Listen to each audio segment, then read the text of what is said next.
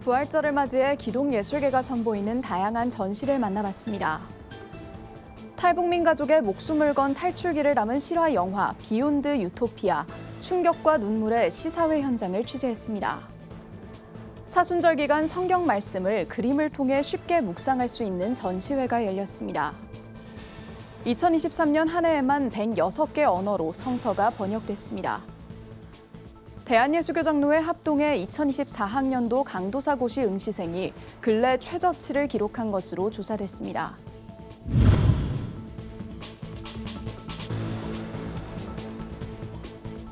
시청자 여러분 안녕하십니까? 굿TV 뉴스입니다. 예수의 고난을 묵상하는 고난주간이 지나면 부활절입니다. 기독예술계는 부활절을 맞아 십자가의 고난을 이긴 예수의 생애와 부활의 기쁨을 작품에 담아냈습니다. 권현석 기자가 보도합니다. 십자가를 지기 전 겟세마네 동산에 올라 고뇌의 기도를 드리는 예수 그리스도의 모습. 부활 이후 천국에서 성도를 맞이하는 예수의 모습까지 모두 대형 캔버스 위 유화로 표현됐습니다. 작가는 44년간 오직 기독교 성화 연구에 매진해온 이요한 화백입니다. 총 300여 점의 작품으로 예수 그리스도의 생애를 그려낸 이 화백은 자신의 작품이 복음의 통로가 되길 바라며 무료 전시를 선보이고 있습니다. 주어진 여건 속에서 모든 전작품을 저는 하나님께 바쳤어요. 바치고 나니까 내게 남아있는 작품은 이 작품이 다인 거예요. 그럼에도 불구하고 하나님은 그래도 이렇게 전시할 수 있도록 30여 년간 미술 선교를 이어온 한국미술인선교회는 부활절을 맞아 부활의 기쁨전을 개최했습니다. 기독 미술계에서 인정받은 26명의 작가들이 부활에 대한 신앙 고백을 작품에 담았습니다. 저희 또 어두운 그런 삶 속에서도 우리가 하나님을 붙잡고 나가면은 저희가 정말 그 구원의 세계로 갈 수 있다는 그런 의미를 담고 있는데요. 그리고 여기 꽃 한 송이가 피어 있는데 이건 소망을 의미합니다. 약간의 오브제를 사용해서 한 송이 꽃 예수님처럼 이렇게 피어 있게 했는데요. 매년 전시 수익금으로 국내외 도움이 필요한 곳에 손길을 보내온 한국미술인선교회. 올해 수익금은 아랍권 난민 여성들의 자립 지원에 쓰일 예정입니다. 정말 인고의 시간을 기도와 또 찬양을 통해서 그런 시간을 가지면서 만들어낸 작품입니다. 그래서 모로코에 지진을 난 사람들, 시리아 난민들 이런 분들한테 지원할 수 있는 자금 마련을 하고 있습니다. 이요한 화백의 예수 그리스도의 생애전은 오는 4월 8일까지 서울 동대문구청 아트갤러리에서 열리고 한국미술인선교회 작품전은 내달 1일까지 서울 인사동에서 펼쳐지며 다음 날부터 약 2주 동안 서울 서초구 호민아트갤러리에서 이어집니다. 부활절, 성경 속 예수님을 화폭에서 만날 수 있는 소중한 기회입니다. 굿TV 뉴스 권현석입니다. 가깝지만 갈 수 없는 나라, 바로 북한입니다. 탈북자들은 낙원이라 믿었던 북한의 실상은 거대한 감옥이었다고 말합니다. 탈북민 가족의 필사적인 탈출기를 담은 다큐 영화 비욘드 유토피아, 충격과 눈물의 시사회를 취재했습니다. 보도에 장정훈 기자입니다.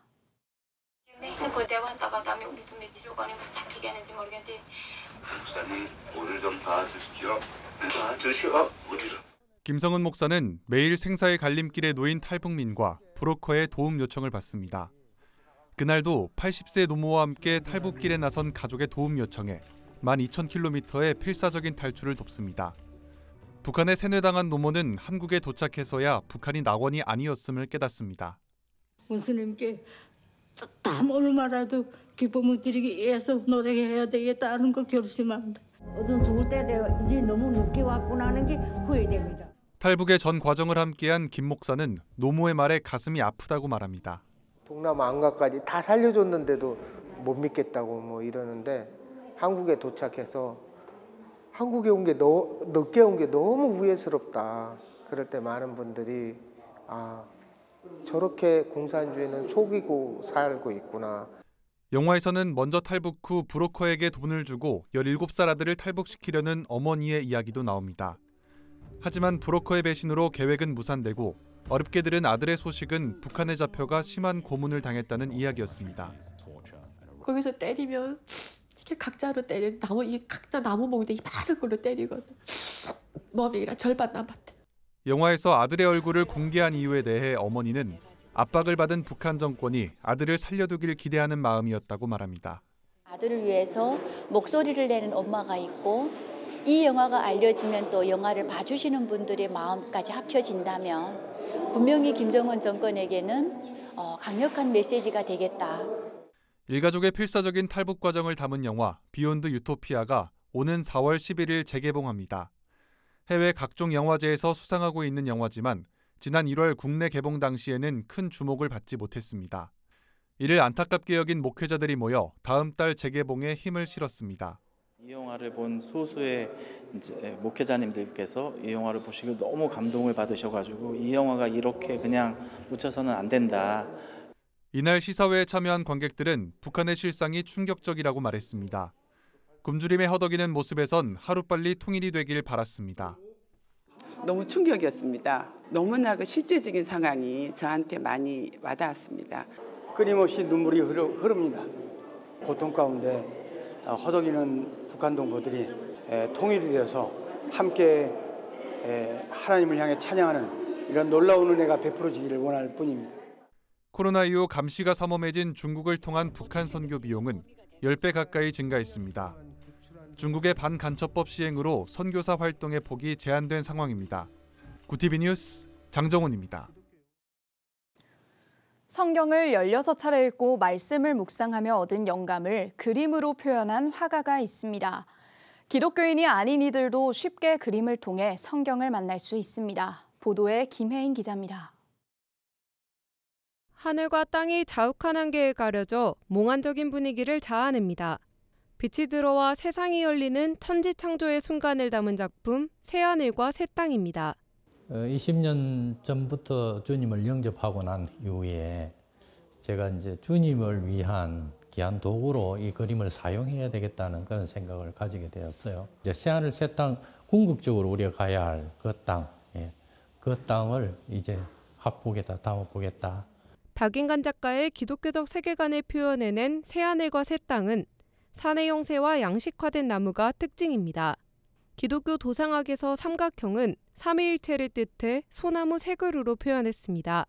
항 4마리는 삼위일체 하나님에 더해 주님과 연합된 인간을 의미합니다. 2층 전시실엔 말씀 묵상을 할 수 있는 작품들이 마련돼 있습니다. 작가는 고난주간에 가장 잘 맞는 작품으로 예수의 머리에 향유를 붓다를 소개합니다. 결국 예수님의 죽음을 예비한 일이었죠. 왜냐하면 시신에 우리가 향유를 바르는 그 일을 합니다. 내 귀한 옥함이라는 것 자체는 약 지금 돈으로도 한 5천만 원 가까이 들어가는 돈인데 노동자가 1년을 평생 벌어야 벌 수 있는 돈이죠. 나의 귀한 모든 것을 나를 드리는 거죠. 이번 사순절 기간에 깊이 묵상하는 그런 아마 기간이 되었으면 참 좋겠다 하는 생각을 가집니다.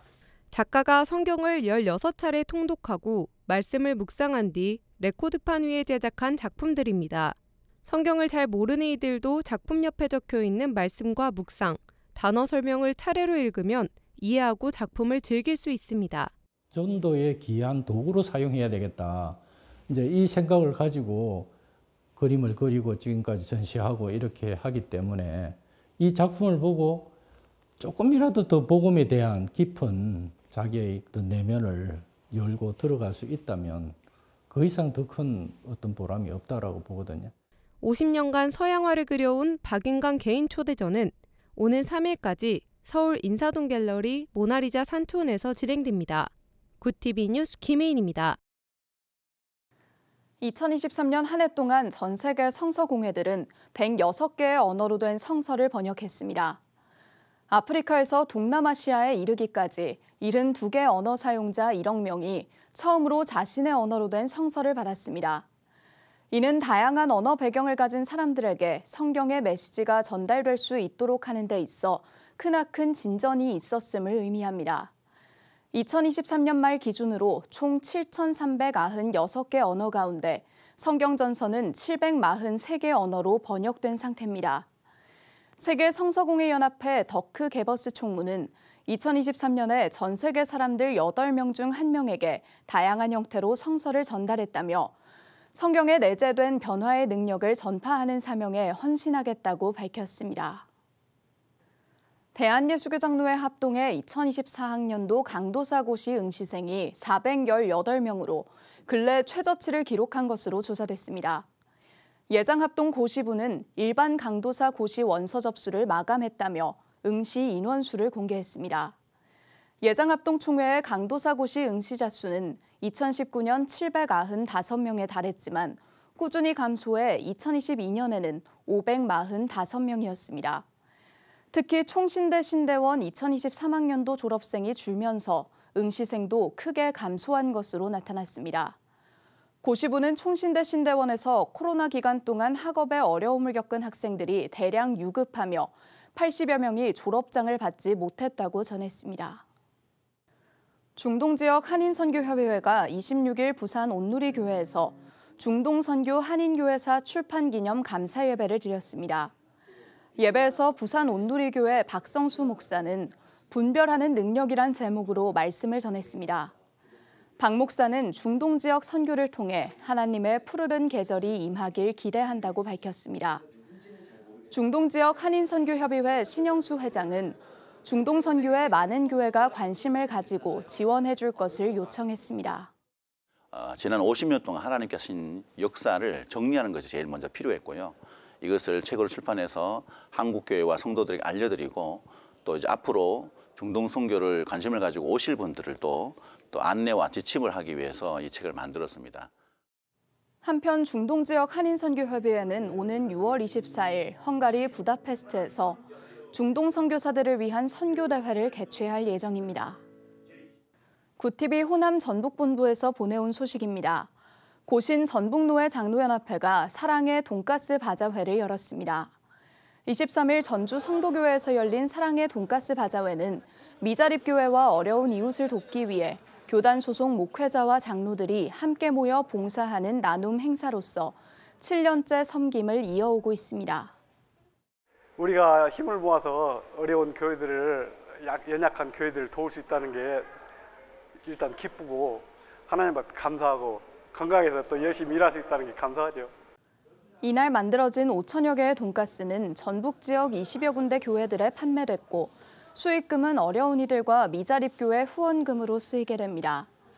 고신 전북노회 부노회장 허전 장로는 합력해 선을 이루라는 말씀처럼 마음을 모아 예수님의 사랑을 전하는 데 앞장서겠다고 말했습니다. 이 밖에도 바자회 봉사에 참여한 전주 성도교회 최숙남 사모는 낮은 곳에서 봉사와 섬김으로 함께할 수 있어 기쁘다며 개척교회나 미자립교회에 작은 도움이 되기를 기대한다고 밝혔습니다.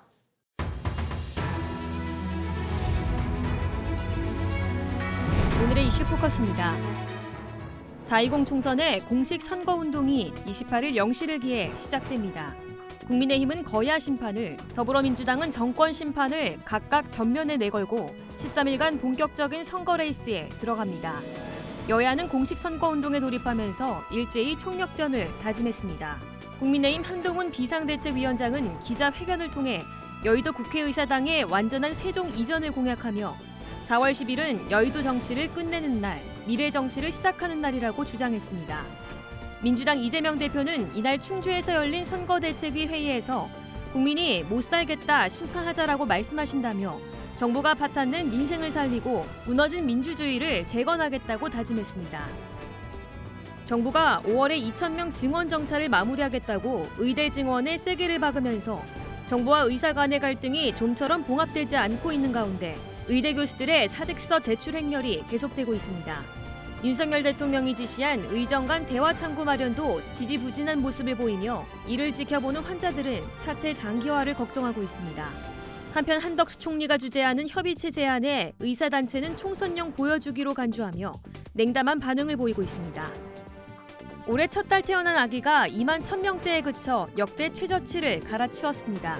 통상 1월은 아기가 가장 많이 태어나는 달이지만 감소 속도가 가팔라지면서 출생아 수는 2만 명대 초반까지 내려갔습니다. 27일 통계청이 발표한 1월 인구 동향에 따르면 올해 1월 태어난 아기는 2만 1,442명으로 집계됐습니다. 작년 같은 달보다 7.7% 감소한 수준입니다. 월별 출생아 수가 2만 명대를 회복한 건 작년 3월 이후 10개월 만입니다. 1월 출생아 수는 2000년만 해도 6만 명대였다가 이듬해 5만 명대로 내려왔고 2002년에서 2015년에는 4만 명대를 기록했습니다. 2016년 3만 명대로 떨어진 뒤 4년 만인 2020년 2만 명대로 내려와 5년째 2만 명대입니다. 한국 국가대표 축구팀이 2026 북중미 월드컵 아시아 2차 예선 태국 원정을 3대0 완승으로 마무리했습니다. 황선홍 임시감독이 지휘한 축구대표팀은 27일 오후 인천국제공항을 통해 귀국했습니다. 대표팀은 전날 태국 방콕의 라자망갈라 스타디움에서 열린 월드컵 아시아 2차 예선 C조 4차전 원정 경기에서 이재성, 손흥민, 박진섭의 연속골에 힘입어 3대0으로 이겼습니다. 한편 손흥민이 속한 구단인 토트넘에서는 손흥민과의 새로운 계약을 위해 클럽 정책을 바꾸기로 했습니다. 토트넘은 지금까지 30대 선수에게 장기 계약을 제한하지 않았지만 손흥민과 장기 계약의 의지를 보이며 재계약은 기정사실로 받아들여지고 있습니다. 구티비 뉴스 김효미였습니다.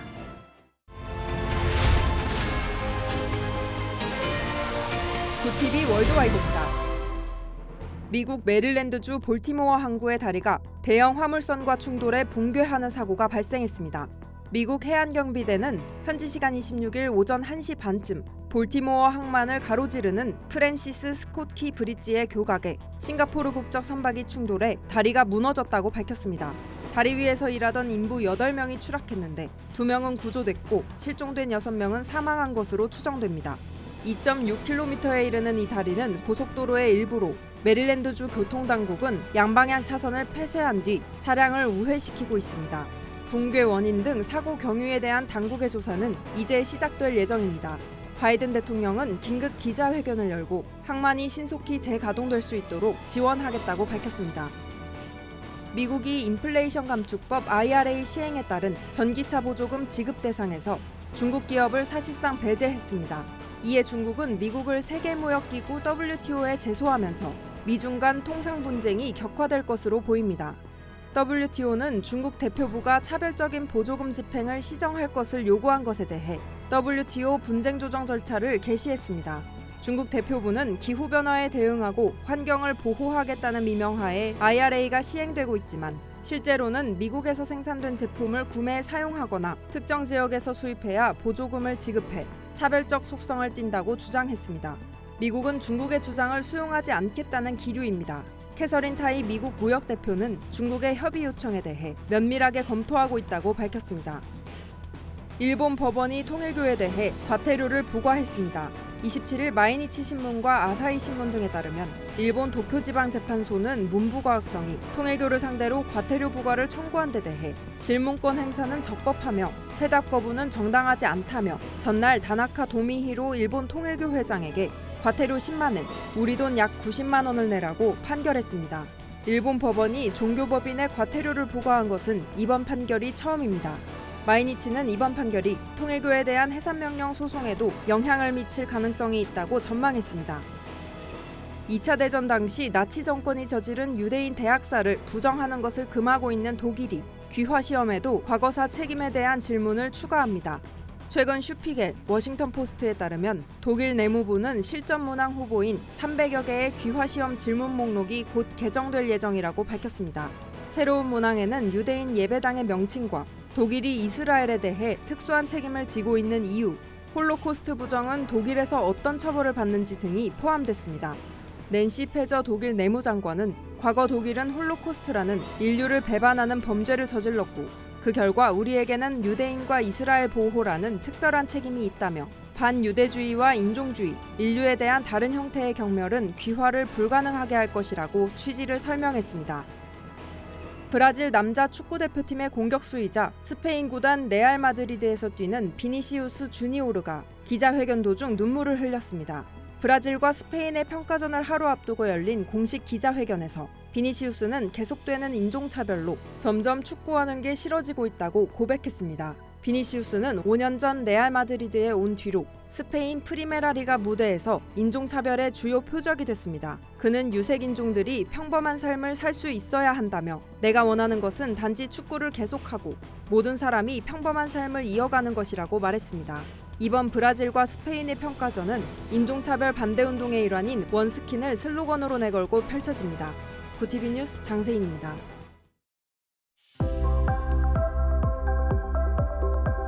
내일은 전국에 다시 비가 내리겠습니다. 새벽에 수도권과 강원, 전남 해안을 중심으로 비가 내리기 시작해 오전부터 낮 사이에는 전국으로 확대되겠는데요.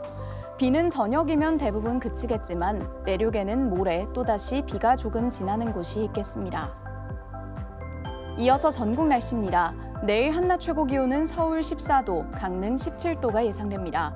남부지방의 경우 대구 13도, 광주와 부산은 14도를 보이겠습니다. 날씨였습니다.